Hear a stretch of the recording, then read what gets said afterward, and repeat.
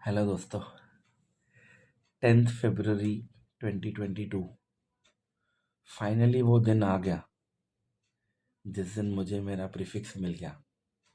That is CA Kishan R Bhavnani, chartered accountant.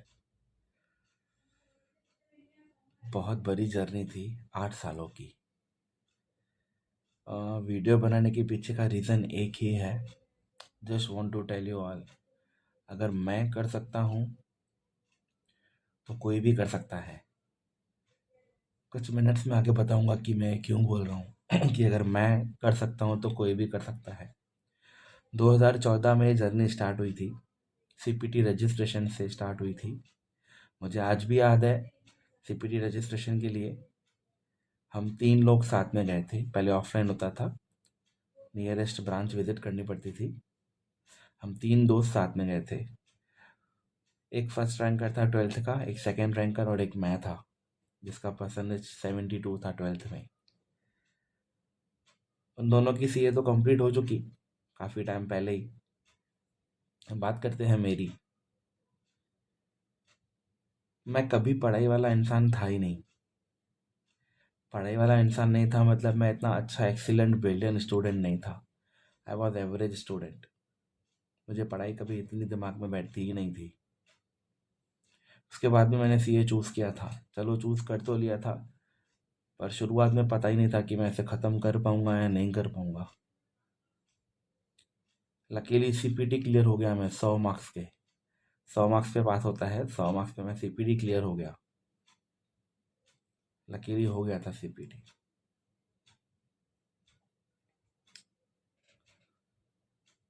उसके बाद एक फियर था माइंड में कि मेरा जो है वो प्रैक्टिकल काफ़ी वीक था और थियोरी काफ़ी स्ट्रांग था। फियर था कि प्रैक्टिकल वीक है और थियोरी थोड़ा मैं मैनेजेबल है। CA में आके पता चला, ना मेरा प्रैक्टिकल अच्छा है ना मेरा थियोरी अच्छा है, कुछ भी अच्छा नहीं है। दोनों ने एक एक्चुअल दिखा दिया कि जो पढ़ेंगे वही स्ट्रांग है, पहले से कुछ स्ट्रांग नहीं है। 12th का कुछ भी स्ट्रांग नहीं है। मैथ्स से तो मुझे इतनी प्रॉब्लम होती है। बीकॉम में फर्स्ट ईयर में FY में मैथ्स में मेरी बैक टू बैक केटीज है। मतलब लिटरली ऐसा हो गया था, SY के एग्ज़ाम्स तक मेरे FY की मैथ्स की केटी चल रही थी और मैं CPT में मैथ्स क्लियर करके बैठा था। I really don't know how, पता नहीं मुझे कैसे।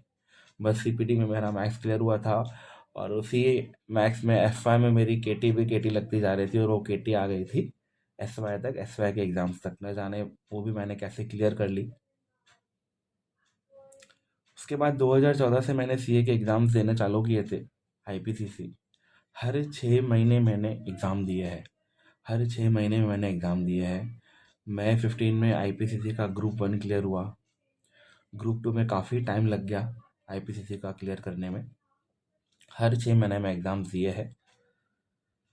हुआ क्या, नवंबर 17 में मेरा ग्रुप 2 क्लियर हुआ IPCC का और जुलाई 17 में CA का न्यू करिकुलम आ गया। अकेडमिक चेंज हो गया CA का। और तब तक मैंने, जब मेरा IPCC का ग्रुप 1 क्लियर हुआ तो मैंने फाइनल का क्लासेस लगा लिया था। तो बात ऐसी हो गई कि मैंने फाइनल का क्लासेस जो लगाया है वो लगाया था मैंने ओल्ड कोर्स, और मैं फॉल हो गया न्यू कोर्स में।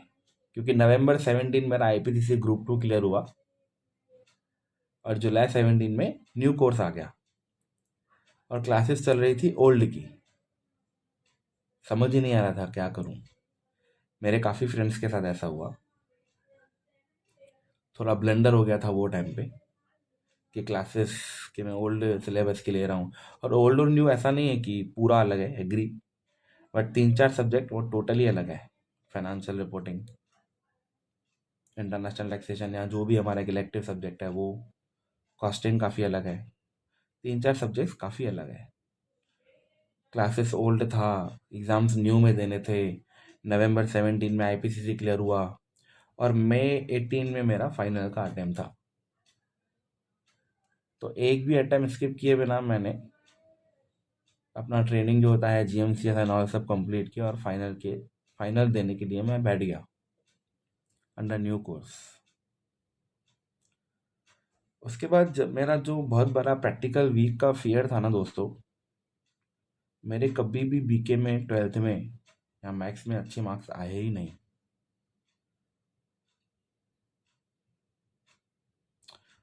कहने का मतलब है प्रैक्टिकल कॉस्टिंग रहने दो, जो भी रहने दो, मेरा वीक था। पर एक खुद पे विश्वास था कि यार करना तो है, ऑप्शन है ही नहीं। शुरुआत से ही खुद के लिए कोई और ऑप्शन रखा ही नहीं था, कोई अल्टरनेटिव रखा ही नहीं था कि अगर नहीं हुआ तो क्या करूँगा। बहुत सारे फेलियर्स देखे आईपीसीसी में, फाइनल में भी, लेकिन वो सब वर्थ थे। आज मुझे सब वर्थफुल लग रहा है।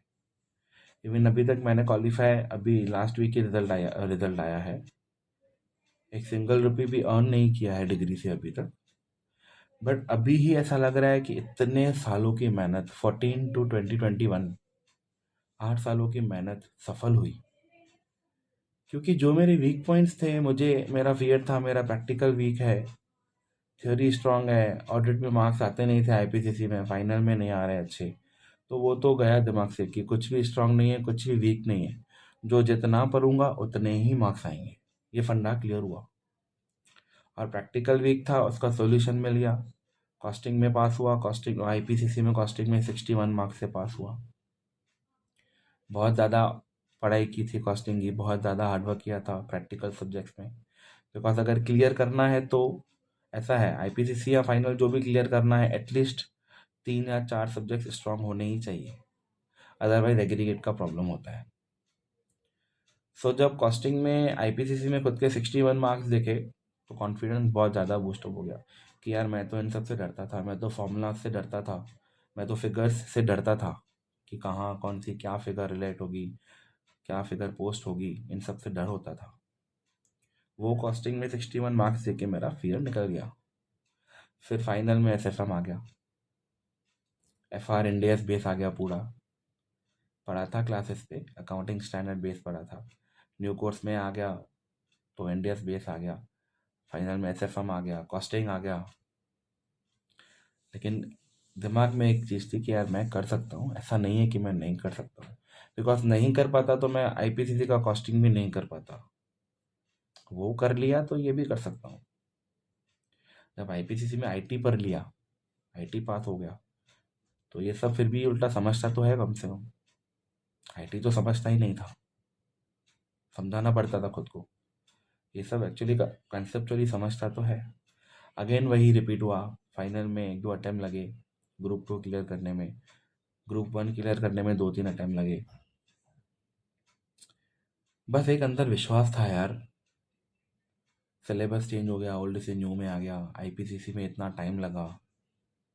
बैक ऑफ द माइंड एक फियर कि मैं, बैक ऑफ द माइंड हमेशा ही होता था कि यार होगा ना, मतलब एक, क्योंकि बैक ऑफ द माइंड हमेशा रहता था कि यार मैं पढ़ाई वाला था ही नहीं, और मैं अभी इतनी सारी पढ़ाई कर रहा हूँ, दिन के 8-8 10-10 घंटे क्लासेस पे बैठ रहा हूँ।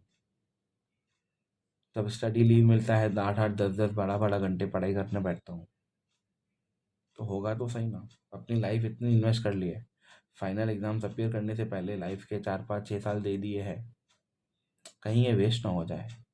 जैसे जैसे एज बढ़ रही है, वैसे वैसे टेंशन आता था कि आगे क्या होगा।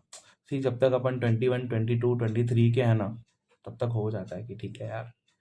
जैसे ये 23 क्रॉस होता है ना, उसके बाद दिमाग पे प्रेशर आता है कि अभी काफ़ी सारा लाइफ का पार्ट इन्वेस्ट कर लिया है, अभी कुछ तो रिटर्न चाहिए। तो बैक ऑफ द माइंड वो फियर भी होता था कि फाइनल इतना वास्ट सिलेबस है, इतने बड़े बड़े बुक्स है, इतने बड़े बड़े पोर्शन है एक एक सब्जेक्ट का, हो तो पाएगा। अगेन बहुत ज़्यादा हार्डवर्क किया वापस, डायरेक्ट टैक्स में, इनडायरेक्ट टैक्स में, कॉस्टिंग में, ग्रुप 1 में, एफआर एसएफएम में अगेन अच्छी मार्क्स आई। एसएफएम में 74 मार्क्स आई, एफआर में 68 मार्क्स आई, डीटी में 58 marks I. DT toughest paper था जब मैं ग्रुप 2 क्लियर हुआ था। तो आईडीटी में भी 60 marks I. Costing SCM strategic cost management and performance evaluation में भी 57 मार्क्स आई। कहने का मतलब ये है कि कुछ भी आपके अंदर स्ट्रांग नहीं है, कुछ भी वीक नहीं है।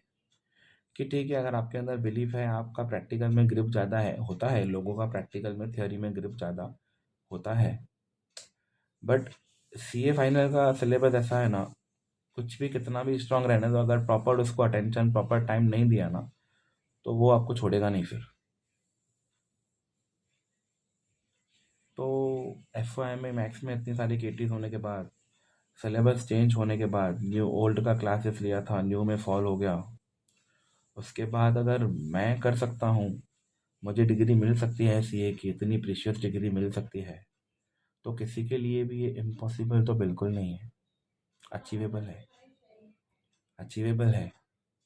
वीडियो बनाने का पर्पस ये है, काफ़ी लोगों के लिए ये वीडियो बहुत नॉर्मल होगी, बिकॉज लोग फर्स्ट अटैम्प्ट सेकेंड अटैम्प्ट में सीए बन जाते हैं, बहुत अच्छी बात है। बट जो इतने सारे फेल्यूर्स देखने के बाद जैसे सक्सेस मिलती है ना, उसका टेस्ट कुछ अलग ही है, उसकी वैल्यू कुछ अलग ही है आपके अंदर। How peoples are looking at you, that will be the different thing. When you know you got success after so much of the failures, वो फीलिंग अलग ही है। किसी का एकेडमिक वीक है, अदर प्रॉब्लम्स है, छोड़ना मत। एक दिन आएगा, सब वर्थफुल लगेगा, ट्रस्ट में सब वर्थफुल लगेगा। थोड़ा वेट करना पड़ेगा, थोड़ा इंतज़ार करना पड़ेगा, लेकिन वो समय ज़रूर आएगा।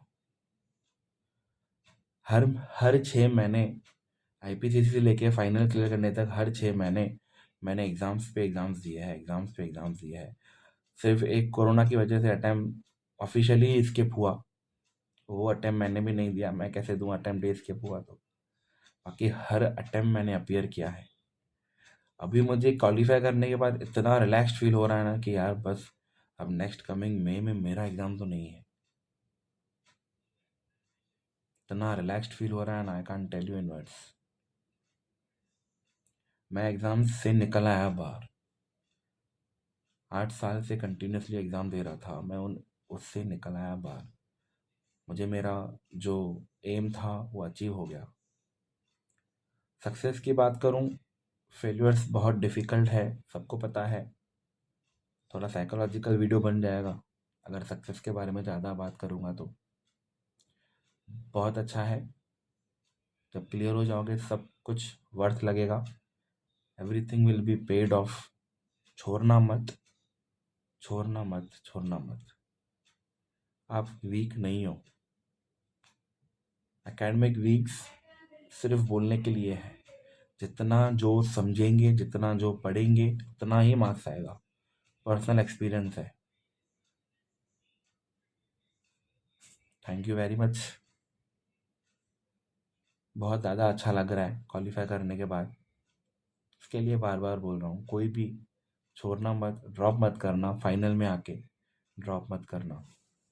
Thank you very much.